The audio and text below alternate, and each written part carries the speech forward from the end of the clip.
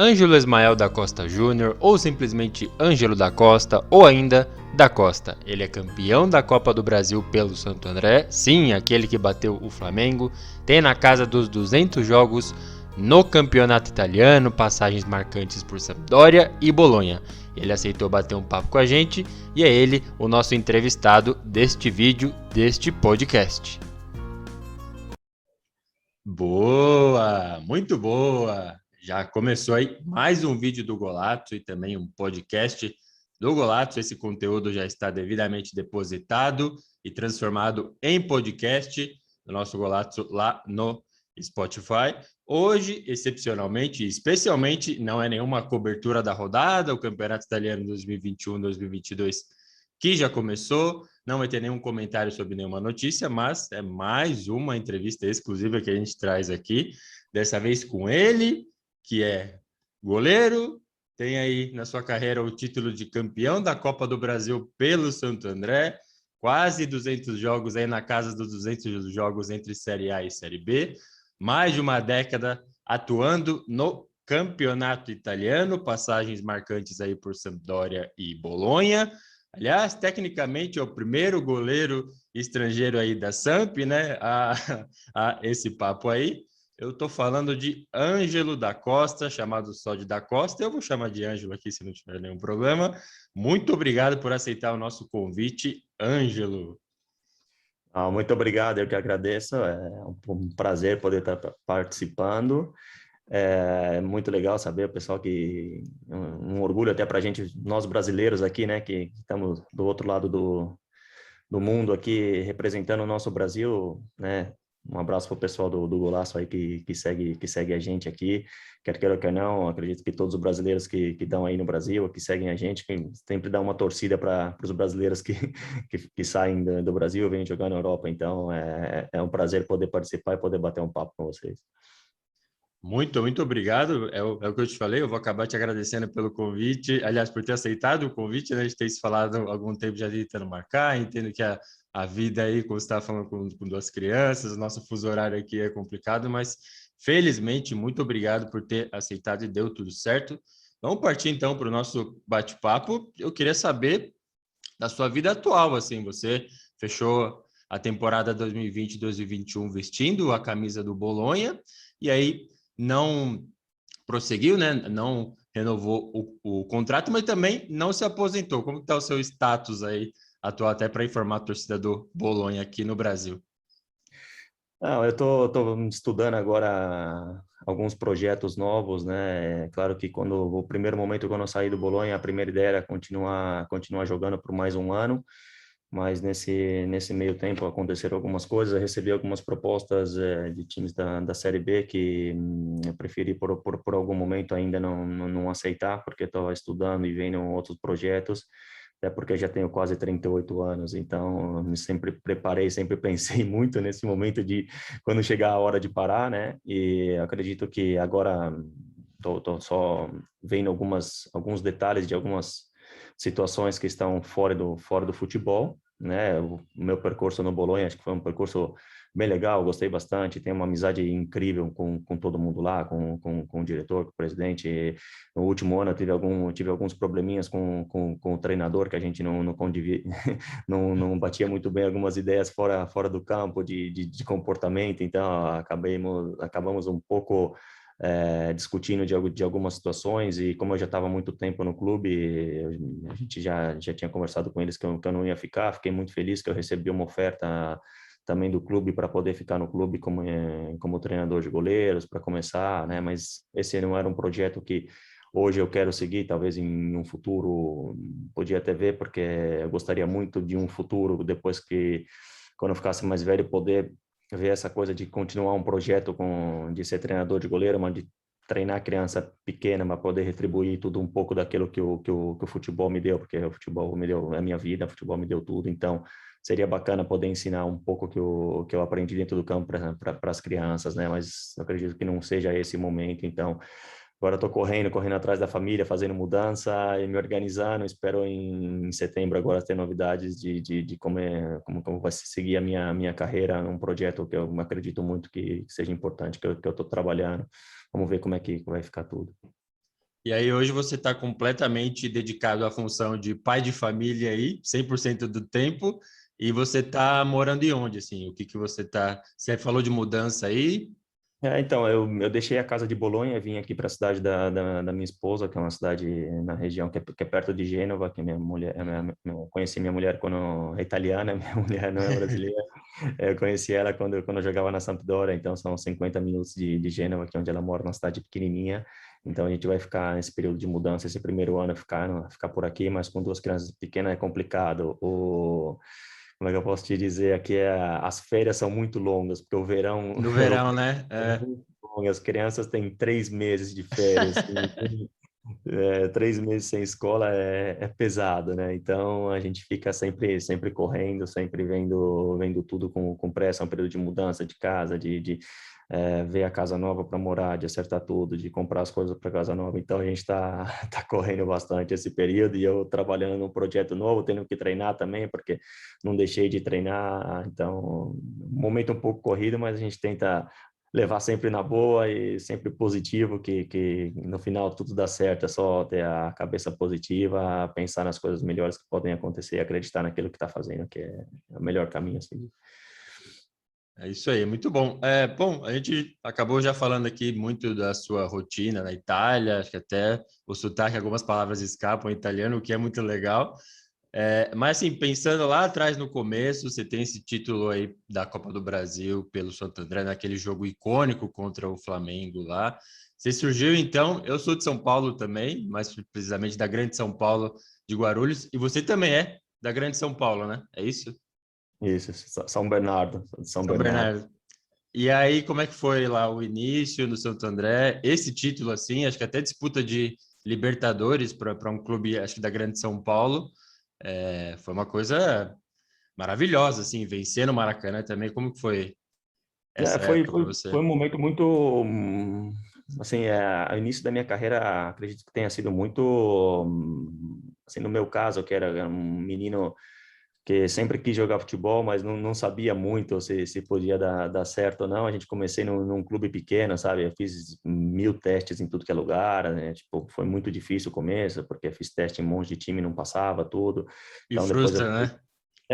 não é fácil, né? Até para a molecada que está começando aí, eu acredito que, sabe, eu sou um goleiro que não é que sou um goleiro que tem 2 metros de altura, então, sabe, teve sempre um pouco tem sempre um pouco de preconceito, tudo, mas eu acredito que quem trabalha, quem faz as coisas certas, quem lutava, eu era sempre aquele que até hoje, com 37 anos, 38 anos, estava fazendo, primeiro que ele chegava no campo lá, que treinava, se comportava bem com todo mundo, fazia as coisas certas, nunca dava migué no treino, né, para falar aquele negócio. Eu tinha que mandava fazer uma corrida de 10 voltas, o cara tinha gente que dava 9, eu sempre dava as 10. Então acredito que quem trabalha faz as coisas certas, para a molecada que está começando aí, para todo mundo, acho que essa é a primeira coisa que um tem que pensar, se comportar bem e fazer o trabalho certo e tentar treinar mais que todo mundo, porque isso aí só o que vai te recompensar, né?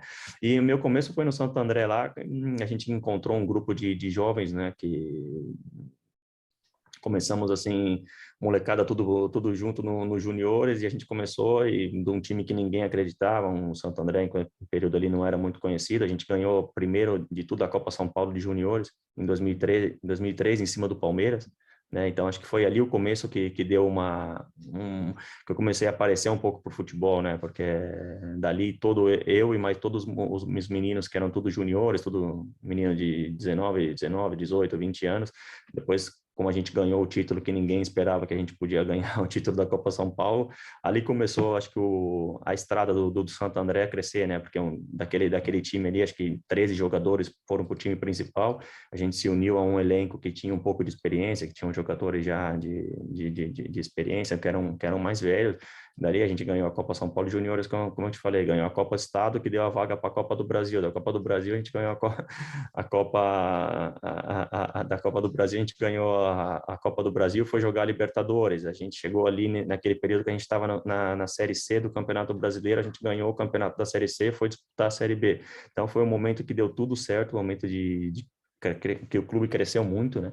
Então foi um momento bem bacana, porque é um momento de anos que a gente ganhou um monte de título e fez coisas incríveis, porque você disputar uma Libertadores com um time de Série B é difícil de acontecer isso. Sim. E aí, esse título veio naquela partida, como eu disse, icônica em 2004, e a sua ida para a Itália aconteceu, se eu não me engano aqui, só em 2008. E aí, você não foi nem para a Série B, chegou na Série C. Como que foi essa transferência para a Itália? Como que chegou a proposta? Você pensou 2 vezes? Como que foi esse momento para você? Foi uma proposta um pouco estranha, porque tinha jogado um jogo uma vez contra o Vitória da Bahia. Me lembro que a gente jogou na Bahia e a gente ganhou o jogo 1-0 e depois do jogo me contatou um responsável italiano que me perguntou se eu tinha a possibilidade de ir para a Itália, se eu gostaria, tal. Eu falei para ele, não, claro que eu quero, seria uma oportunidade muito boa, eu aceitaria. Ele falou, então tá bom, então em janeiro você vem. Mas isso era setembro, eu nunca mais falei com ele depois disso. Chegou janeiro, ele me liga, e aí, tá pronto para vir? Eu falei, pô, você não falou mais nada. Aí eu falei, o que tá acontecendo? Não, vem, que a gente tá tudo certo, eu vou conversar com o clube, eu queria muito ir, porque já fazia muito tempo que eu estava no Santo André, sabe? Então, no começo eu jogava, depois não joguei, acabei passando um período um pouco digamos, sem jogar, então eu tinha sempre aquela vontade de sair, tive a oportunidade de sair, no período o clube não tinha, teoricamente eu não saí num período porque tive algumas ofertas de clubes maiores, mas no momento o clube não quis me liberar, então, sabe, então eu sempre comecei, joguei muito tempo no Santo André e queria ter visto outras oportunidades também, né? Então veio essa oportunidade e eu cheguei aqui na Série C, num time do Varese, né? E foi uma coisa que foi muito difícil os primeiros 3 meses que eu fiquei aqui, porque conversando com... Hoje parece que foi tudo fácil, mas conversando com o meu empresário italiano, ele falou, olha, eu vou colocar você 3 meses em um time, você não vai jogar, você não vai fazer nada, é só para você se adaptar, né? Para você se adaptar, para você aprender a falar o italiano, porque o goleiro é importante que saiba falar o italiano, para você aprender como é que os goleiros italianos treinam, e depois de 3 meses a gente arruma um outro time para você.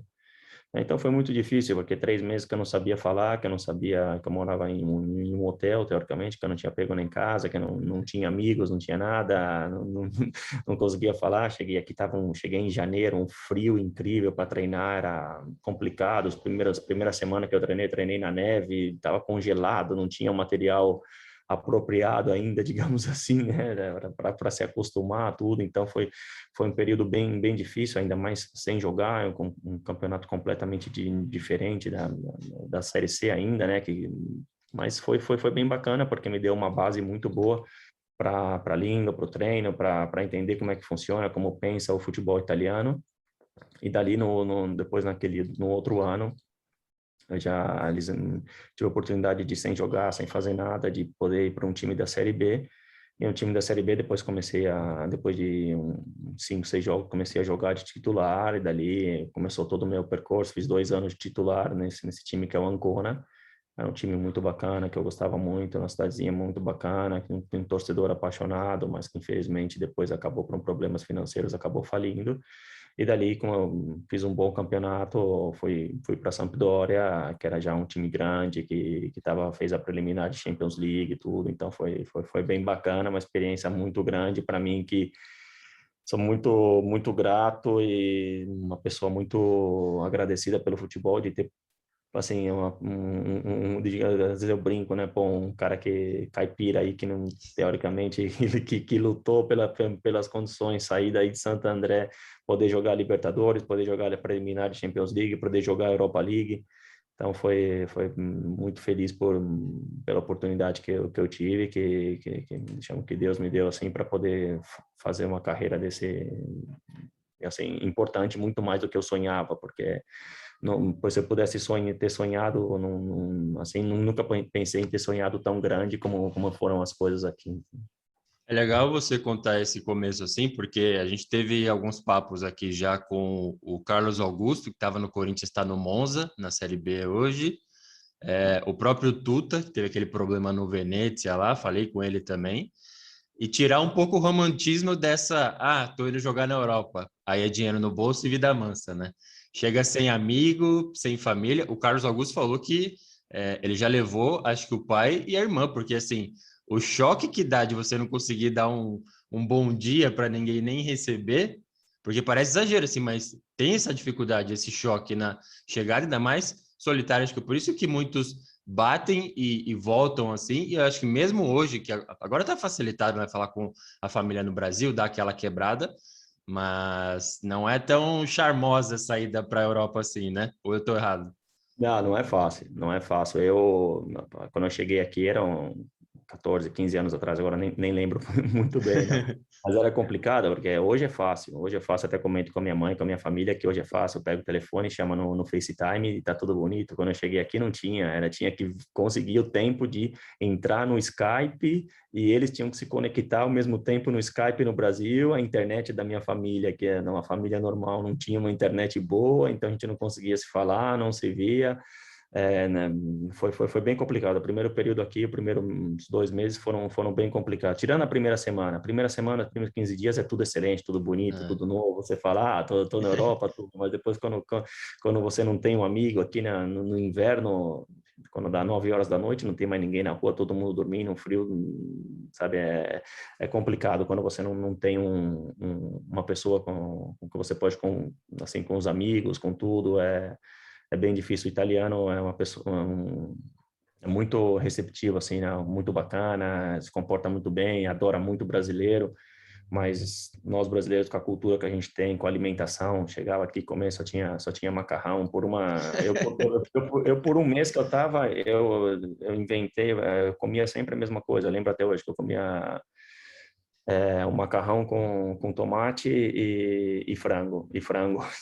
Só isso que eu comia por um mês, porque eu me inventei, pedi umas outras coisas, não sabia o que era, vinha tudo um pouco umas comidas estranhas, então é bem complicado.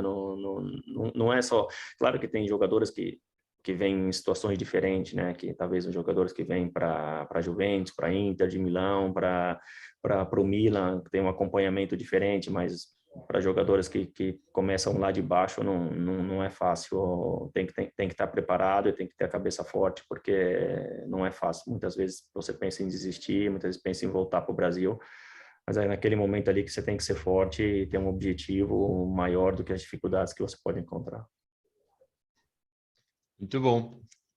A gente já estava conectando o papo, então, com a sua chegada na Sampdoria, lá por volta de, acho que 2010. E aí você chegou, como você falou, jogando Champions League, né? Mas também dando problema e caindo para a Série B. Como é que foi essa sensação agridoce aí, vestindo a camisa da Samp? Putz, foi complicado ali, cara. Foi complicado porque, assim, eu cheguei em um grande clube, não cheguei para ser o titular, mas cheguei para ser o segundo goleiro. Então, tanto é que os jogos que eu mais joguei foram todos na Europa League, porque teoricamente o segundo goleiro joga a Europa League.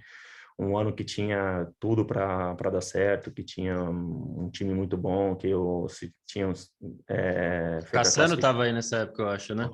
Cassano, Pacini, era um time muito forte, mas que teve, o treinador tinha saído, que teve alguns problemas de grupo com as contratações novas que foram feitas, tiveram problemas assim com o treinador, com o ambiente, que tinha uma expectativa muito grande para aquele ano. E ninguém acreditava que o time podia de cair para a Série B, né? E eu, novo ali, sofri bastante, porque era meu primeiro ano, meu primeiro ano na Série A, acreditava que as coisas podiam acontecer bem, tudo. Foi o ano que eu fiz a minha estreia na Série A também, que foi uma coisa que para mim marcou bastante, porque até uma história engraçada, porque quando eu cheguei na Itália, eu cheguei aqui, né, pela manhã e eu estava com o meu empresário, a gente chegou pela manhã, eu cheguei, deixei as coisas no hotel e fomos assistir o jogo do Milan, né, no San Siro.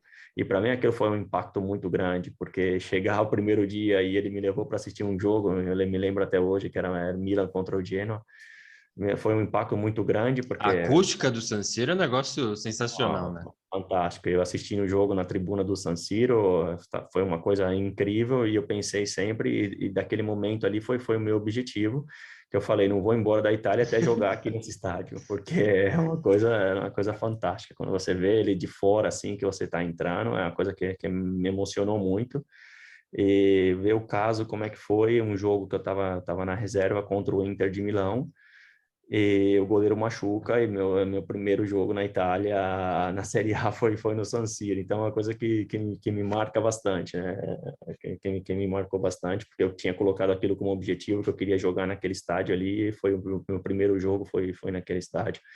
Então, é uma coisa bem bacana. E aquele ano dali da Sampdoria foi um ano muito difícil, porque tem uma pressão da torcida, uma pressão incrível. E não foi só aquele ano, porque depois daquele ano a gente foi para a Série B, e os primeiros 6 meses da Série B a gente jogou muito mal também, com o risco de não voltar para a Série A. Foi um momento muito difícil do clube, que as coisas não conseguiam ir pela estrada justa, mas depois, felizmente, em janeiro, que as coisas um pouco mudaram, que trocaram o treinador, que contrataram outros jogadores, contrataram também outros 2 brasileiros, né, que foi bem bacana, né, com o Renan Ah, e o o Renan. Éder. O Renan, um meio-campo que no Brasil jogou no Atlético Mineiro, aí depois contrataram o Éder, que já estava aqui, que agora está no São Paulo, aí no atacante, e contrataram eles dois, então foi até bacana, porque a gente fez uma parceria muito grande, digamos assim, né, de brasileiro, tudo, e mudou completamente o ambiente, tudo, e a gente conseguiu voltar para a Série A, conquistando a Série A de novo, que foi um momento que me marcou bastante aqui também, porque os últimos jogos eu joguei quase sempre, então foi um momento muito bacana da minha carreira, porque voltar para a Série A com um clube que tinha por méritos não ter mais saído pela tradição, pela história, pelo clube que foi bem bacana. E aí, agora invadindo o assunto talvez o mais espinhoso aí dessa entrevista aqui, nessa volta, a Samp, beleza, volta para a Série A, mas começa com pontuação negativa, que deu, acho que, algum problema nesse sentido. E eu já queria conectar, aliás, para você falar sobre essa experiência, como é que foi isso, e também sobre a punição que você tomou de 3 meses aí, na época do Ancona. Como é que foi essa história aí? Pô, aqui é uma coisa complicada, porque o futebol tem muita coisa que quando você só vive, né, quando acontece, e é muito complicado, é uma coisa que eu sofri muito com essa coisa, porque aqui quando eu cheguei na Itália, o pessoal comentava, né, toma cuidado, porque a Itália tem muito cautious commercio, né, tem negócio de aposta, essas coisas assim, né, e eu, pô, não acreditava nessas coisas, né? De chamar, que é besteira. Como é que alguém vai concordar, vai fazer as coisas, vai combinar alguma coisa, né? E em um jogo que a gente jogou contra o Grosseto, né? Na Série B, que eu estava no Ancona, tinha agora não vou lembrar o nome dele. Tinha o atacante do Grosseto, que era brasileiro, e ele chegou para mim e falou: Ângelo, preciso conversar com você. Aí ele me chamou e falou: Ângelo, conversando assim, batendo um papo normal de amigo brasileiro, porque é normal quando a gente encontra todos os jogadores brasileiros, a gente sempre cumprimenta, bate um papo, mesmo até que não se conhece, eu já conhecia ele, porque já tinha jogado contra, né? Então ele me chamou e falou: preciso falar com você porque já combinaram aí e hoje a gente tem que ganhar o jogo e o diretor ou não sei quem falou para falar com você que se precisar te dar algum dinheiro, alguma coisa. Eu falei, pô, mas você tá Meu ficando louco? Deus do céu!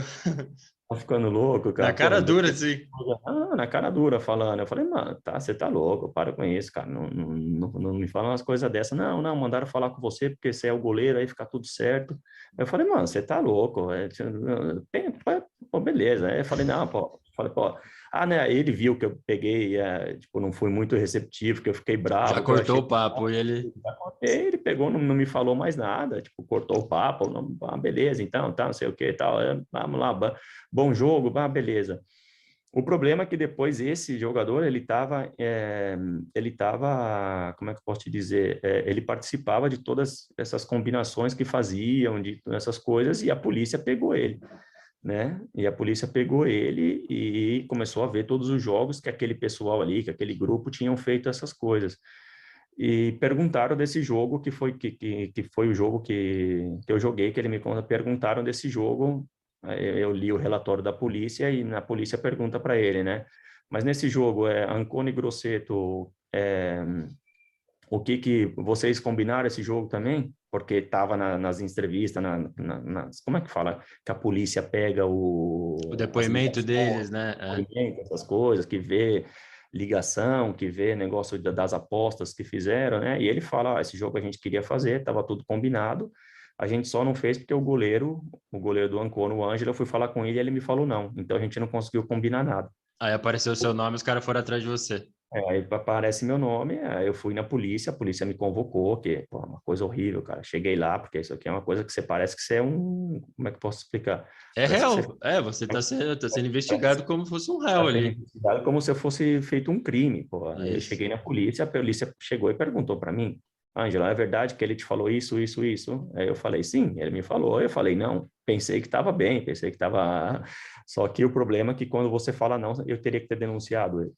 Ah, entendi. Então, eu pago, eu não sei como é que chama no Brasil, omissa denúncia, né? Que eu teria que denunciar. Como eu não denuncio, eu tenho que ser punido. Costumam Que falar prevaricação, é como você vê um crime acontecendo e não faz nada, entendeu? não faz nada, mas eu falei agora, falei para a polícia, eu falei, entendo vocês tudo, mas eu não, se fosse hoje, eu não tenho provas, não tenho nada. Como eu faço É, para denunciar uma verdade. pessoa que eu não tenho provas, que eu não sei também, eu tenho medo, eu tenho família, eu tenho tudo. Até se eu soubesse que tiver que denunciar, não posso denunciar uma pessoa que depois, por um motivo desses, eu não sei se essa pessoa faz parte de uma organização criminosa que depois vem atrás de mim, vem atrás da minha família. Eu não tenho segurança nenhuma por um motivo desse. Eu acredito que eu fiz a minha parte. Ele tentou fazer uma coisa errada, eu falei não. Tanto é que foi muito bacana, porque naquele período ali, o presidente da Sampdoria, quando eu fui chamado, tudo, ele pegou e me chamou na sala, né? E, pô, um período que eu tava um pouco assustado, porque eu falei, pô, a polícia me chamando, o que que tá acontecendo, né? Você fica com um pouco assim. O presidente da Sampdoria me chamou e me falou, olha, Ângelo, eu li todo o depoimento, li tudo, e é incrível que você tenha que você punido pelo que você fez. Tinham que te dar um prêmio porque você conseguiu parar uma situação que eles estavam querendo combinar uma coisa e você foi digamos, o culpado por ter falado não e ter parado uma coisa criminosa. E é incrível como uma pessoa consegue ser punida por isso. Me deu todo o apoio, me deu todo coisa. Então foi um período difícil, porque para quem não sabe a história bem, parece que, mas quem, tanto é Quem que eu lê fiquei muito, manchete acha que você tá super envolvido ali. Ou vê só assim, claro, 3 meses fora. Ih, alguma coisa aconteceu. que fez alguma coisa, é normal. Tanto é que algumas pessoas pensam, né? Tanto é que eu fiquei muito preocupado em questão da minha imagem, tudo naquele período ali, né? Mas falando com o meu empresário, falando com o pessoal do clube, o pessoal falou: quem é do meio, fica tranquilo. Quem é do futebol, quem está dentro, quem lê notícia, quem se informa, quem lê o depoimento, sabe que você fez a coisa certa. Então você não precisa se preocupar. Tanto é que depois eu consegui, assim, não foi uma coisa que eu fiquei preocupado, não, porque eu estava com a consciência limpa, conseguia dormir tranquilo. Claro que fiquei bravo, porque, na minha opinião, não deveria ser, não deveria ser punido por uma coisa que eu não participei, que eu falei não, mas eles falam que eu tinha que denunciar. Então, até entendo eles, porque é um modo deles tentarem parar um pouco com essa situação, que é uma situação horrível do futebol, que é a parte mais feia do futebol daqui da Itália, que já aconteceu algumas vezes, né? E foi bom ter esse respaldo então da Samp, tanto que você continuou o contrato, ficou mais anos ali é, Sim, em Gênova, né? sim, sim, tive o apoio de todo mundo. É legal, porque depois que as coisas acontecem assim, tive o apoio de todo mundo, dos companheiros de esquadra, de todo mundo, sabe? Então é bacana, assim, porque acabei não fazendo nada, né? Acabei não fazendo É, nada e só por ter falado não, você acaba pagando, mas faz parte, são coisas que acontecem na vida, né? e é uma parte bem problemática do campeonato italiano, assim, a gente acompanha um tempo já, tem diversos episódios, então, como eu disse, a gente conversou com o Tuta aqui, e ele, assim, no final dos anos 90, ele, Venezia versus Bari, ele faz um gol, ninguém do time dele comemora, então, assim, ele conta, ele fala, nossa, eu fiz o gol, meu capitão colocou a mão na cabeça, sabe, tá até aqui no nosso canal, no nosso podcast, tem essa entrevista, e aí, em 2006, a Itália leva a Copa do Mundo. Por outro lado, o Juventus vai para a Série B, aquele esquema do Calciopoli. E assim, você já deu algumas impressões sobre isso existir no campeonato italiano, mas eu queria que você comentasse mais um pouco. E assim, eu acho difícil isso não existir hoje ainda, sabe? Nível Série A, com tanta câmera, tanta coisa disponível, eu acho mais difícil, mas dizer que, assim, não existe, porque a questão da aposta na Itália envolvendo o esporte é um negócio muito forte, é quase tradicional, né? Ou não? Então, aqui o pessoal aposta bastante, sempre jogam, né? Assim, dá para ver que o pessoal é muito fanático em relação a isso, mas em questão das leis novas que colocaram, agora todo jogador tem medo. Todo jogador ficou com muito medo, porque alguns jogadores, como no meu caso, e como outros jogadores, acabaram pagando sem ter feito nada, porque não tínhamos feito nada, então a gente acabou pagando. Então, agora qualquer mensagem, qualquer telefonar com o telefone antes do jogo, porque antes podia acontecer que eu vou jogar contra o meu amigo, mando uma mensagem brincando para ele, ô, amanhã você tá ferrado, vamos ganhar, você pode acontecer, você podia falar no telefone, podia fazer, agora todo mundo tem medo, porque ficou com muito medo de tudo. Tem a associação do jogador de futebol aqui, né, a federação da parte dos jogadores, todo ano faz reunião e falam todas as coisas que fazem para prevenção, para não acontecer isso, todos os controles que fazem. Então, eu espero e acredito que não fazem mais nada. Mas, assim, eu quando vim aqui acreditavam que não faziam e no final das contas faziam, né? E assim, os protagonistas do jogo estavam diretamente envolvidos. Então, o cara que ia fazer gol, o cara que ia defender, estava envolvido num esquema absurdo. Eu achei incrível que do brasileiro que veio falar comigo, porque eu não esperava, foi uma situação completamente, assim, uma coisa inesperada que você fala, putz, então Tem nem será que existe? reação, né? Pô, o cara fica sem reação, porque, pô, a gente quer ou quer não, ingênuo, tudo. E depois a maior decepção maior ainda é você ver um brasileiro fazendo isso, né, cara? Porque, putz, você fala, pô, o cara que lutou pra caramba, que sai do Brasil aí, que muitas vezes a gente sai numa condição difícil, que vem aqui para batalhar, para poder ajudar a nossa família, faz isso por fazer as coisas erradas por dinheiro, você fala, pô, a maior decepção que a gente pode ter, que eu tive aqui, que foi a parte mais triste da minha história, é poder ter visto uma situação do esporte, porque, pô, nós somos apaixonados pelo esporte, somos apaixonados pelo futebol. Bom, um torcedor saber que pode ir para o estádio, que tem uma partida que eles já combinaram, é uma coisa que perde todo o senso da vida e todo o senso do esporte. Então, essa foi a maior decepção e fico muito feliz que agora as autoridades aqui estão muito atrás disso. Então, bem bacana como estão fazendo tudo agora para tentar controlar isso, porque era uma vergonha para todo mundo. E como a gente comentou, né? Pelo menos a Samp teve a questão do respaldo, mas lembrando desse caso do Tuta aí, ele saiu com a imagem manchada, assim. Ele, segundo ele mesmo, estava indo bem ali no Venezia, lá em 99, tinha outras propostas para continuar no campeonato italiano. O time foi emprestar ele para o Vitória de Setúbal, em Portugal, e aí ele recebeu uma proposta idêntica do Vitória da Bahia, falou, vou voltar. Ficou completamente sem clima. Em tese, o cara que não estava envolvido, que fez o que o jogador tem que fazer, que é gol, e teve que voltar e nunca mais jogou na Europa. Então, assim, dois acontecimentos, duas versões do mesmo fato, só que ele, infelizmente, claro, teve uma carreira muito boa no Brasil, foi bem legal o teu Tuta, jogou no meu Palmeiras até depois, mas Mas são coisas que marcam, são coisas que marcam. Eu me lembro, né? Porque depois nesse jogo, e foi o jogo com o Grosseto, que eu acho que eu fiquei tão assustado e com tanta raiva que foi um dos melhores jogos que eu fiz na minha vida. Porque eu falei, pô, não é possível, cara. Um cara quer fazer, quer ganhar o jogo, né? Tanto é que, pô, no jogo até, pô, fiz tanta defesa naquele jogo ali, fui tão bem no jogo que eu falei, pô, esses caras não podem, eles querem fazer alguma coisa errada, não é possível, que você não não é possível. consegue. Mas são coisas que passam e que, assim, a gente que fica do lado de fora é uma coisa que a gente acaba participando, né? Porque quer queira ou quer não, eu acabei participando porque eu falei não e não acabei não fazendo a denúncia, né? Não fazendo como a polícia diz que tem que fazer. Mas também naquele período ali, eu não lembro o ano que era, acho que era o ano de 2008, 2007, 2008, que eu estava no Ancona, assim, não tinha toda essa estrutura que tem hoje, que a polícia fala para você denunciar. Eu nem sabia sinceramente, que eu tinha que Eu não denunciar. saberia também. Parece óbvio, mas não é, né?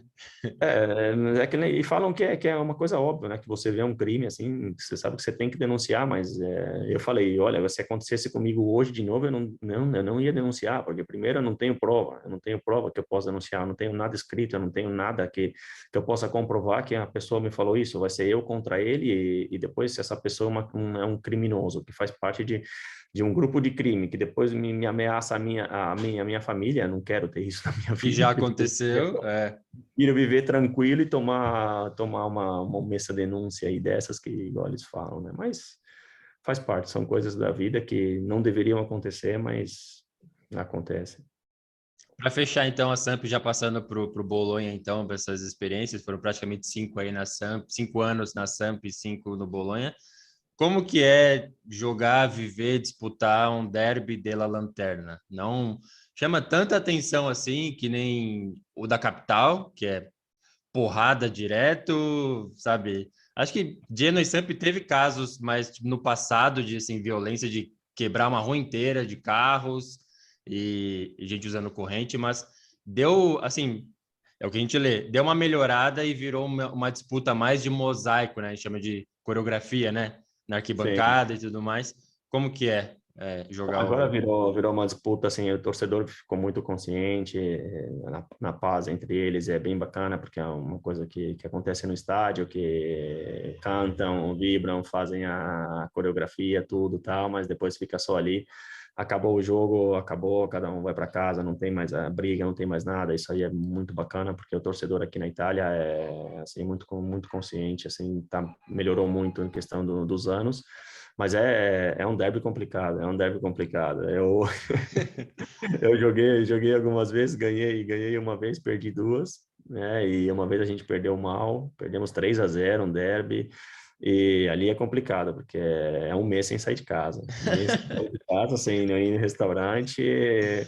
Eu lembro que eu tinha que ir no mercado, não, nada de mercado. Ia no mercado em Milão, que era uma hora que ninguém te conhecia. Ah, mas parece que é brincadeira, mas é verdade, é verdade. O torcedor pega no pé, vem protestar, tudo, para eles é. Mas se Mas é, vence também, você come de graça no restaurante ou não?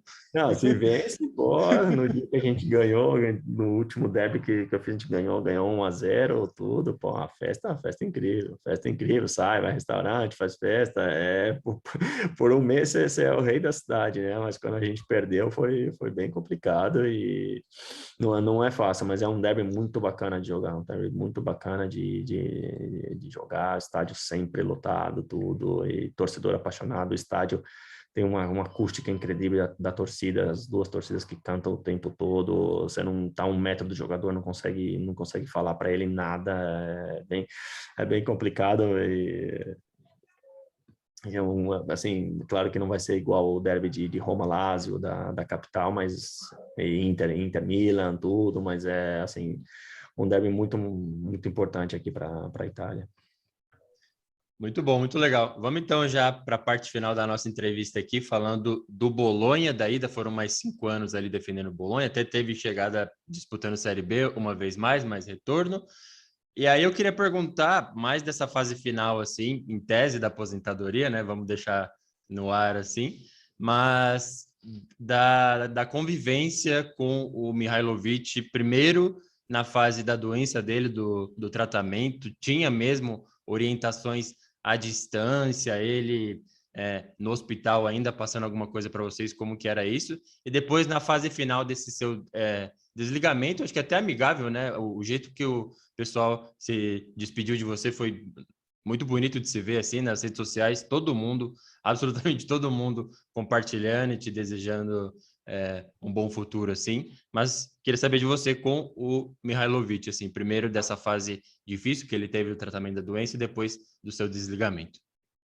Não, assim, foi ali começar o período do Bolonha, foi um período bem bacana, porque eu estava na Sampdoria e o Bolonha estava na Série B, teve toda a reestruturação do clube com o presidente novo, o Joe Saputo, que comprou o clube, que começou a fazer as coisas, queria mudar a estrutura do clube, então eu cheguei ali na Série B, foram 6 meses que eu joguei, que a gente conseguiu voltar para a Série A, e o torcedor de Bolonha é um torcedor apaixonado por futebol, É um clube que tem uma história no futebol italiano incrível, com passagens de títulos e jogadores importantes que sempre passaram por ali. Uma cidade que tem um respeito incrível pelo futebol, né? Então, foi um clube que eu amei jogar ali, assim, né? Até clube que, digamos, que fiquei maior tempo, no final das contas foram 5 anos e pouco, mas foram sete campeonatos, né? Então, 7 campeonatos são muitos, né?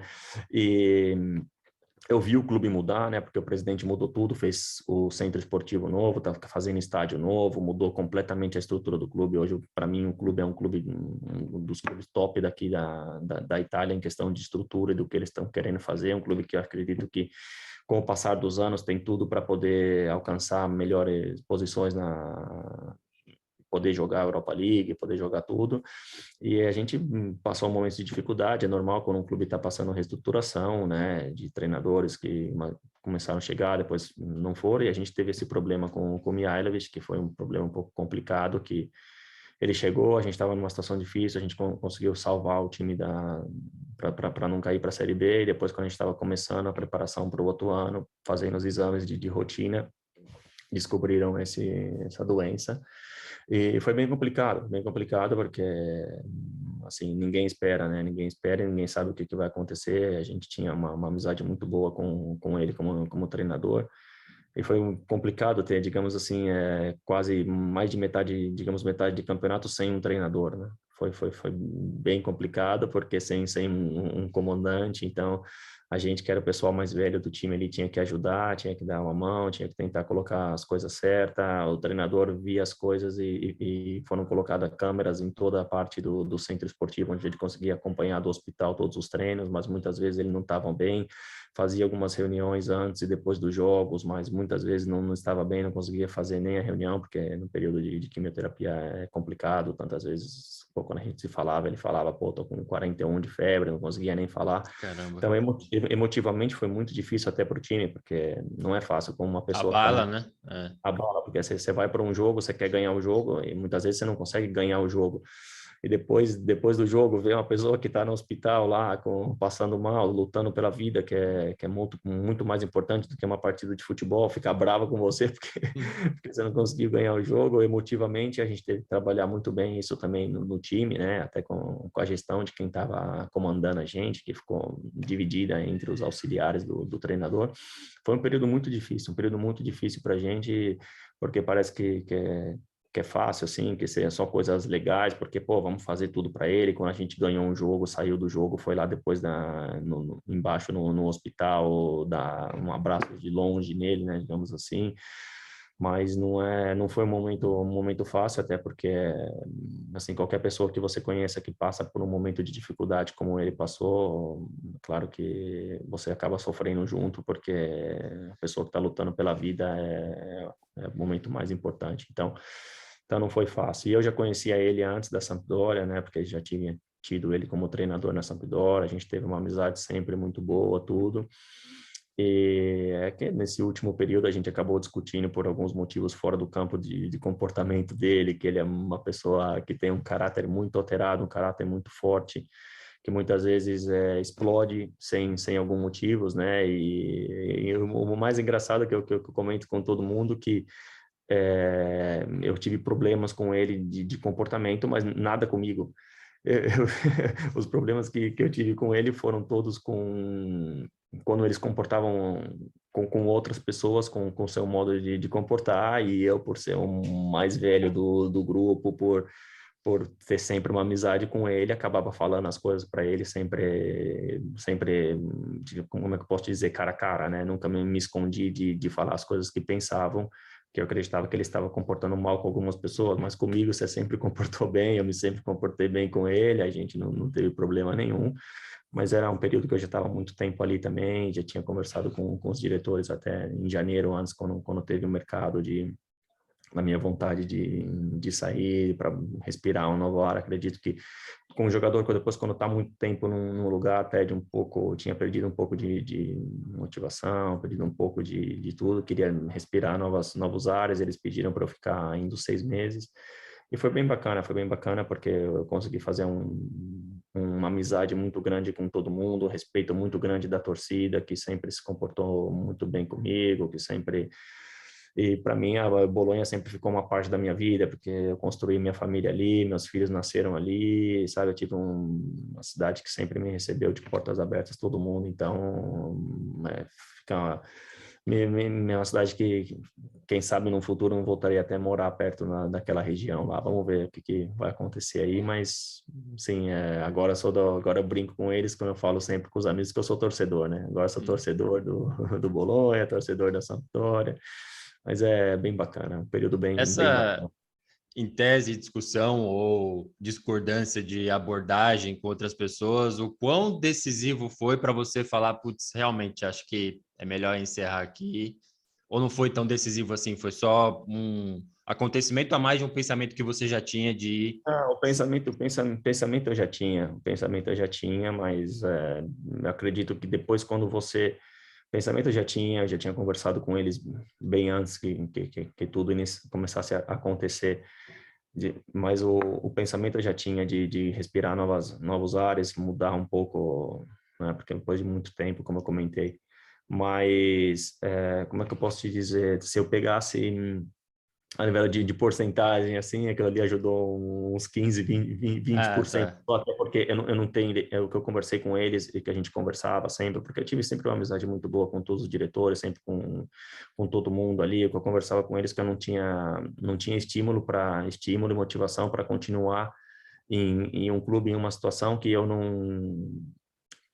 divido as ideias do treinador de comportamento, porque eu sou uma pessoa que na minha vida, para mim, a coisa importante não vem o futebol, vem como você se comporta, como você trata as pessoas, como você bate um papo legal de se comportar bem, né? Então, quando você está num ambiente que você não divide as mesmas ideias, não tem por que você ficar ali, não tem por que você continuar fazendo parte de um projeto que você não acredita que seja o melhor modo para o clube, digamos assim, né? E foi isso que eu falei para que a gente chegou nessa conclusão aqui. Mas todos muito amigável, todo mundo sempre, né? Sem problemas nenhum com eles. Tanto é que se não fosse por isso, não teriam me feito a oferta de continuar no clube, Verdade. tudo e tal. Então, E se chegou a assim, oferta, ele estava ciente também, né? Não vai não, ele prolongar o vínculo de um jogador que ele já não conta mais, né? eu, como jogador de cabeça e fisicamente, eu avisei eles que não conseguiria mais. Tanto é que eles me fizeram essa proposta para começar nas categorias de base e tudo e tal. Achei bem bacana, gostei bastante, agradeci muito, mas vendo outros projetos, vendo outras coisas mais importantes. A primeira ideia era de continuar jogando ainda, até porque o último ano passei por um momento um pouco complicado, que eu não consegui jogar muito bem como eu queria, não fiz um campeonato muito bom, mesmo fazendo poucos jogos, não fiz muitos bons jogos, então a minha ideia era continuar jogando um outro ano para poder, digamos assim, né, no fim de carreira encerrar bem a carreira, né? Digamos assim, mas vamos ver agora o que está acontecendo. As coisas mudam muito rápido hoje. Sim. E pensando nesse fim de carreira aí, fazendo um retrospecto para a gente fechar a nossa entrevista aqui, quais foram os jogadores mais difíceis assim que você enfrentou, mais habilidosos que realmente, tipo, como esse cara colocou essa bola no ângulo assim? Eu joguei, assim, atacante aqui na Itália, né? É difícil você não encontrar um que não seja bom. Mas o primeiro período, assim, eu brinco sempre que o primeiro gol que eu tomei aqui na Série A foi do Eto'o, né? Foi do Eto'o, que é um atacante, pô, incrível, né? Que você fala, pô, Eto'o, mas eu joguei aqui contra atacantes, pô, aí você pega até o Ibrahimovic, que tá aqui ainda, o Dzeko da Roma, sei, na minha época, quando eu tava aqui no começo ainda, tinha Ronaldinho, tinha o Pato, sabe, são muitos atacantes que que você tinha que tentar estudar e se preparar bem, porque a qualidade dos atacantes aqui tem uma qualidade muito muito boa, mas é complicado assim dizer de falar um. Eu lembro sempre do Eto'o, porque foi o primeiro gol que eu tomei na Itália, né? Então, que me marcou um pouco, mas E dentre os tem companheiros, o melhor assim desempenho para você? Um jogador que eu sempre comento bastante, assim, que era um personagem, foi na Sampdoria, que foi o Cassano. O Cassano, que é um italiano, que eu sempre comento dele, que era um Ele era jogador meio que... louco? Ele era louco, mas ele era louco só para ele, né? Ele não fazia mal para ninguém, era um cara gente boa para todo mundo, era louco só para ele, né? Que tem esses caras, né? Que é louco, mas é louco só para ele, não é louco com os outros, né? Só ele é louco sozinho e faz as coisas sozinho, cagado Pazzo. sozinho. É passo. Mas era um cara que dentro do campo com uma qualidade, uma visão de jogo como ele, eu nunca vi. É um cara que podia ter feito uma carreira muito melhor do que ele fez, tanto é que saiu daqui, foi para o Real Madrid. E ele mesmo fala que ele jogou fora a carreira dele, que ele podia ter feito muito mais, mas como qualidade era um cara incrível, incrível, fora do normal, porque passava a bola, fazia de jogada, fazia gols que ninguém conseguia ver no treinamento, fazia coisas incríveis e era um cara legal pra caramba, que é sempre alegre, sempre contente, tinha um pouco de brasileiro dentro dele, ele falava sempre que adorava os brasileiros, Que então legal. o cara é uma figura que me marcou bastante, porque me ajudou muito no período que eu cheguei na Sampdoria, que ele me pegou com carinho, assim, brincava comigo e falava, putz, Guerreiro, pô, pensa que ontem eu manjava, que eu comia do lado dele, ele falava para mim, pô, pensa que ontem eu comia do lado do Casillas, agora tô tendo que comer do seu lado, hein, mano? Tá no Real. Ai, que filha da mãe. Não, ele brincar, o cara brincalhão que me ajudou pra caramba no período da Sampdoria, que sempre me pegou como uma pessoa que, assim, né? Um cara que tem um coração muito grande, né? Então, e como qualidade dentro do campo, é um cara incrível, né? Então, é um cara bem bacana. Muito bom, muito legal. Ângelo da Costa falando aqui com a gente na nossa entrevista aqui para o canal do Golato e o podcast também no Spotify. Agradeço muito a sua presença, seu depoimento, poder bater esse papo contigo. Sei que profissão de pai já deve estar chamando, a gente passou um pouco do nosso tempo aqui, mas agradeço muito ter aceitado aqui o nosso convite para essa entrevista, viu, Ângelo? Ah, eu que agradeço, Adriano, para mim é um prazer, como eu já te falei, poder participar. Mandar um abraço para todo mundo do Golaço aí, continuar acompanhando aqui, né, o Caute italiano, né, bacana, né, assim, poder ter informação, poder estar apaixonado aqui pelo futebol italiano e seguir os brasileiros, torcer pelos brasileiros, porque a gente tem uma condição muito boa aqui, mas assim, muito feliz de poder representar o Brasil aqui, mas as coisas não são fáceis como todo mundo pensa, tem muito cara que é guerreiro, todo mundo que está lutando aqui, então ter o acompanhamento de pessoal como vocês aí é muito bacana, então agradeço, mando um abraço para todo mundo aí, e foi um prazer poder bater esse bate-papo aqui. Eu agradeço novamente e vamos manter contato aí. Quem sabe a gente faz uma nova entrevista depois de definir o seu futuro aí. Infelizmente vai parar, né? É o que tudo indica, mas a gente mantém a admiração torcendo por você aí na Itália. Não, eu que agradeço e agora estou definindo as últimas coisas aqui, mas futuramente aí a gente bate, seria um prazer bater outro papo, porque agora ainda estou meio, digamos assim, né, em cima do muro, O né, que caminhão eles da falam, mudança tá ali, ó, o aparecendo caminhão, ali. eu tô com o caminhão da mudança, então fica meio complicado, mas depois tem umas histórias legais, tem uns bate-papos legais aqui e que a gente conversar, que sem dúvida é bem bacana, então a gente volta a falar aí, se mantém em contato e aí eu continuo seguindo vocês aí, é um prazer. Muito obrigado, Angelo. Forte abraço. Um abraço, tchau, tchau.